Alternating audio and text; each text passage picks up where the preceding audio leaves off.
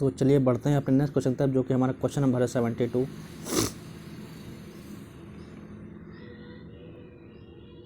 जैसे कि आपको मैं बता ही चुका हूँ, बताना भूल गया कि इसका उत्तर क्या होगा। उसका उत्तर नंबर होगा डी। इसका उत्तर नंबर होगा डी, जो कि लोगों के मुद्दों को उठाने के लिए राजनीतिक दलों को प्रोत्साहित कर प्रदान करती है। अब चलिए बढ़ते हैं अपने अगले नेक्स्ट क्वेश्चन तक, जो कि है हमारा क्वेश्चन नंबर 72। क्वेश्चन नंबर 72 क्या कहता है कि निम्नलिखित में से किसे संसद के किसी सदस्य के समान सभी विशेषाधिकार और उन्मुक्तियां प्राप्त हैं। संसद के किसी भी सदस्य के समान सभी विशेषाधिकार और उन्मुक्तियां प्राप्त हैं। नंबर ए मुख्य निर्वाचन आयुक्त, नंबर 2 मुख्य कार्य सतर्कता आयुक्त, नंबर 3 महान्यायवादी, नंबर 4 नियंत्रण एवं महालेखा परीक्षण। समझते हैं इसके उत्तर को। इसका उत्तर क्या है? इसका उत्तर नंबर है कि महान्यायवादी को अपने आधिकारिक कर्तव्यों के निर्वहन के दौरान भारत के राज्य क्षेत्र के सभी न्यायालय में सुनवाई का अधिकार प्राप्त है। इसके अतिरिक्त उसे संसद के दोनों सदनों अथवा दोनों सदनों की संयुक्त बैठक और संसद की किसी समिति जिसमें उसके सदस्य के रूप में नामित किया गया है में बोलने या कार्यवाही में बिना मताधिकार के भाग लेने का अधिकार प्राप्त है। उसे संसद के सदस्य के समान सभी विशेषाधिकार और उन्मुक्तियां प्राप्त हैं। इसका मतलब उत्तर नंबर हमारा है सी, जो कि है महान्यायवादी।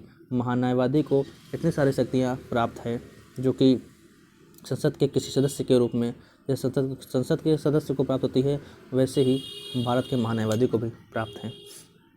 चलिए उत्तर नंबर हम समझते हैं। उत्तर number question number 73। Question number 73 का कह रहा है भारतीय संविधान के अनुच्छेद 13 में अंतर्विष्ट विधि की सीमा के अंतर्गत निम्नलिखित में से कौन सा से शामिल हैं। नंबर एक संसद द्वारा पारित स्थायी विधियां, नंबर 2 राष्ट्रपति द्वारा प्रख्यापित अध्यादेश, नंबर 3 प्रत्यायोजित विधान। नीचे दिए गए कूट का प्रयोग कर सही उत्तर चुनिए। नंबर केवल एक और दो, केवल 2 और 3, केवल 1, 2 और 3। समझते हैं इसके उत्तर को। उत्तर क्या कहता है कि अनुच्छेद 13 घोषित करता है कि मूल अधिकारों में से असंगत या उसका अल्पीकरण करने वाली विधियां शून्य होगी। यस अन्य शब्दों में यह अनुच्छेद स्पष्ट रूप से न्यायिक समीक्षा के सिद्धांत का उल्लेख करता है। यह शक्ति उच्चतम न्यायालय अनुच्छेद 32 और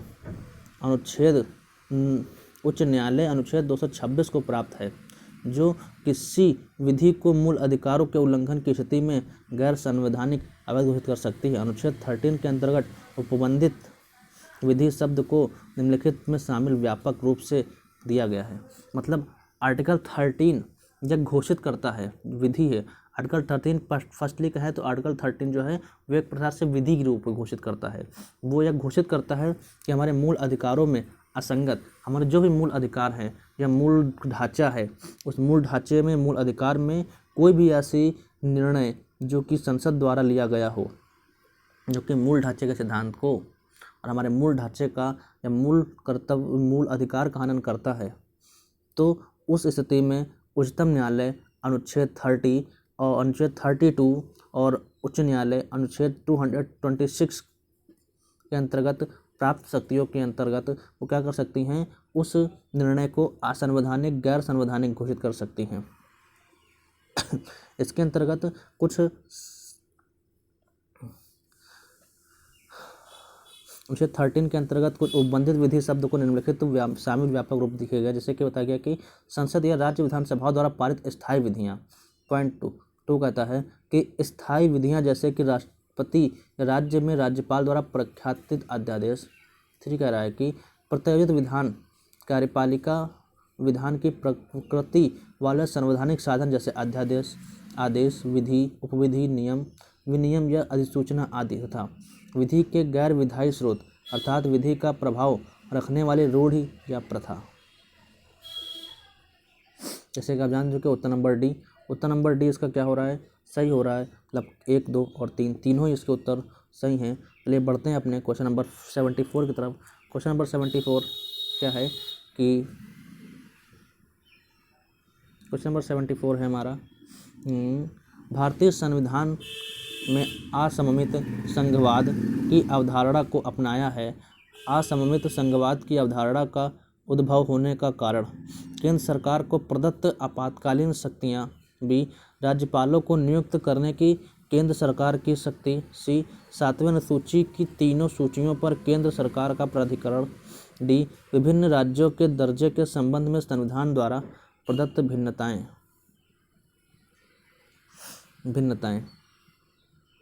समझते हैं इसके उत्तर की तरह। इसका उत्तर क्या कहता है कि जम्मू और कश्मीर अनुच्छेद 370 तथा पूर्वोत्तर राज्य अनुच्छेद 371 में संबंधित अनुच्छेद से समाविष्ट कर भारतीय संविधान में असममिष्ट संघवाद अर्थात की अत्यंत महत्वपूर्ण अवधारणा को अपनाया गया है। संविधान द्वारा एक सुदृढ़ केंद्र सरकार की स्थापना की व्यवस्था की गई है, लेकिन भारतीय संविधान में एकात्मक की ओर झुकाव के बावजूद संघ के भीतर विभिन्न उप इकाइयों की वैधानिक स्थिति और विशेषाधिकारों के मध्य संवैधानिक भिन्नता विद्यमान है। अमेरिकी संघवाद की संवैधानिक सममितियां के विपरीत भारतीय संघवाद संवैधानिक रूप से असममित है। इसे कुछ उप इकाइयों की विशिष्ट आवश्यकताओं को ध्यान में रखते हुए इन इकाइयों के साथ विशिष्ट संबंधों को बनाए रखने और विशेष दर्जा प्रदान करने के लिए मूल संविधान में शामिल किया गया था। इसलिए कथन डी सही उत्तर है।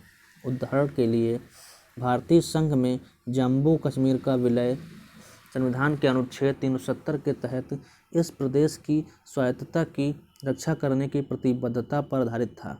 यह एकमात्र राज्य है जो अपने स्वयं के संविधान द्वारा शासित है। इस प्रकार अनुच्छेद 371 के तहत पूर्वोत्तर राज्य नागालैंड को विशेष राज्य का दर्जा दिया गया था।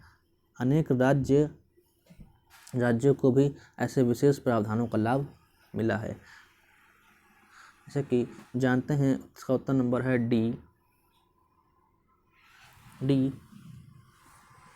लिए बढ़ते हैं अपने आखिरी और नेक्स्ट क्वेश्चन की तरफ, जो कि है 75 क्वेश्चन नंबर कहता है हमारा कि डायसी द्वारा परिकल्पित विधि के शासन के तत्वों से निम्नलिखित में से कौन सा भारतीय राजनीतिक प्रणाली पर लागू होता है।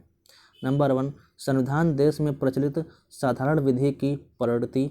नंबर 2 विधि के समक्षमता। नंबर 3 स्वेच्छाचारी शक्तियों की अनुपस्थिति। नीचे दिए गए कोड का प्रयोग कर सही उत्तर चुनिए। इसे कहते हैं केवल 1 और 2, केवल 2 और 3, केवल 1 और 3, केवल 1, 2 और 3। चलिए समझते हैं इसके आखिरी उत्तर की तरफ, जो कि है हमारा, चलिए क्या कह रहा है। British न्यायवादी A.V. डायसी का मत है कि विधि के समक्ष क्षमता का विचार विधि के शासन का मूल तत्व है। इस संबंध में उन्होंने निम्नलिखित अवधारणाएं प्रस्तुत की हैं। स्वेच्छाचारी शक्तियों की अनुपस्थिति अर्थात किसी भी व्यक्ति को विधि के उल्लंघन के अतिरिक्त दंडित नहीं किया जा सकता है। जब स्वेच्छाचारी कोई भी व्यक्ति हो उसको विधि के उल्लंघन के अतिरिक्त दंडित नहीं किया जा सकता है। किसी भी व्यक्ति को उसके अपराध के लिए भी दंडित करना है अगर, तो विधि के अंतर्गत ही दंडित कर सकता है।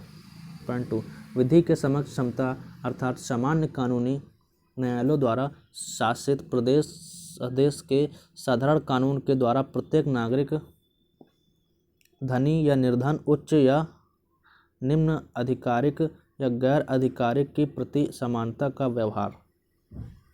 नेक्स्ट पॉइंट संविधान के आदर्श देश में प्रचलित साधारण विधि की परिणति होती है। डायसी द्वारा वर्णित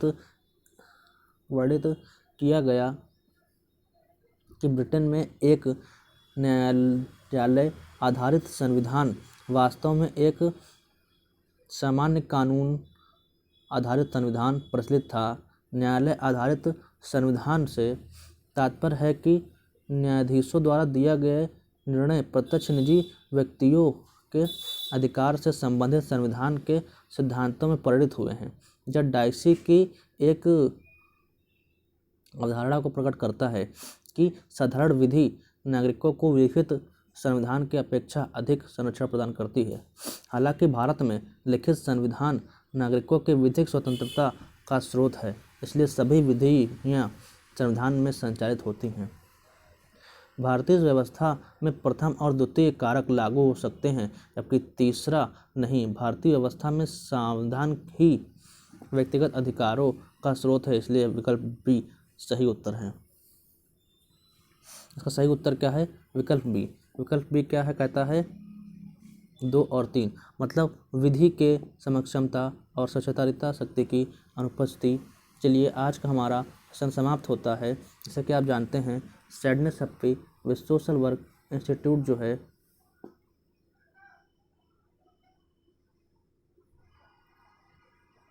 सैडनेस हैप्पी सोशल इंस्टीट्यूट जो है आप सबके लिए ये कंटेंट प्रोवाइड करता है। आज सबसे हम क्षमा चाहेंगे क्योंकि आज मैं जानता हूँ कि मैं बहुत अच्छे से प्रॉपरली आज क्लास नहीं कर पाया हूँ, क्योंकि मेरे स्वास्थ्य में कुछ गड़बड़ी होने के कारण मेरा स्वास्थ्य आज सही नहीं है, अच्छा नहीं है, इसलिए मैं क्लास करने में मैं कंफर्टेबल फील नहीं कर रहा हूँ। बट मुझे क्लास करनी थी, आप सब के लिए, आप सबको कंटेंट देना था, इसलिए मैंने क्लास को कंटिन्यू रखा। बट आज की क्लास के लिए मैं सॉरी बोलना चाहूँगा कि आज की क्लास मैं बहुत ही जैसे मैं पढ़ाता हूँ समझा कर वैसे आज मैं नहीं करा पा रहा हूँ, केवल स्वास्थ्य के खराब होने के कारण। मेरे इस चैनल को सब्सक्राइब करें, लाइक करें और शेयर भी करें। Thank you.